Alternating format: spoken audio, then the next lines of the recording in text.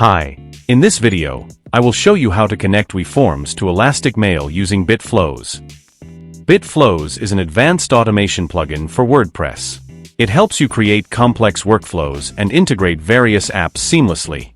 I have already installed the BitFlows plugin on our site. In this tutorial, I will explain how to create a new contact in Elastic Mail using WeForms. I will use WeForms as a trigger node to send a message for contact creation in Elastic Mail. Step 1. Create a new flow. First, navigate to the Flows page. If you have not created any flow yet, click on the Create Flow button. Enter a name for your flow, and then click on the Create button. Once you have successfully created a new flow, it will be displayed like this. Step 2. Add WeForms as a trigger. Next, let's add WeForms as a trigger in our workflow. To do this, click on the plus icon. A pop-up will appear. From there, search and select WeForms, Form Submission as the trigger. Now, choose the form you would like to use from the drop-down menu. After that, click the Listen Response button. Then I will submit a test response from WeForms.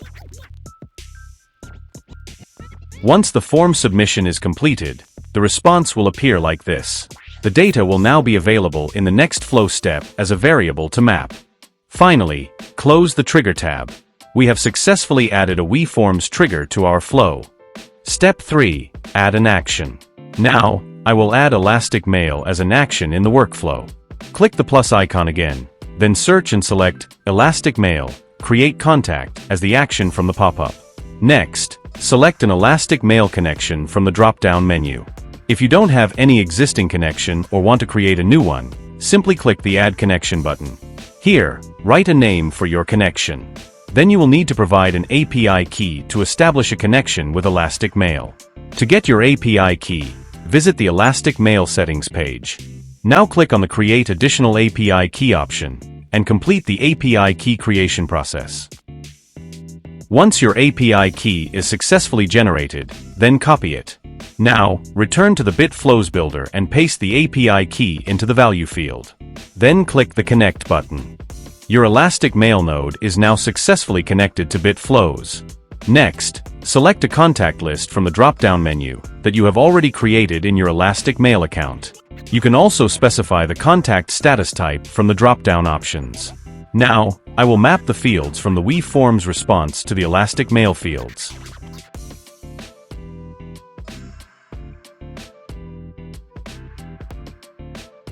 You can also map custom fields if needed. After completing all the setup steps, close the Action tab. Step 4. Run a final test. Now click on the Test Flow Once button to run a test. Then submit a form to trigger a response from WeForms. Once your form is successfully submitted, return to the BitFlows builder and click on the Logs button to view the details. In the Logs section, you can verify that your form submission response has been successfully captured and recorded in Elastic Mail.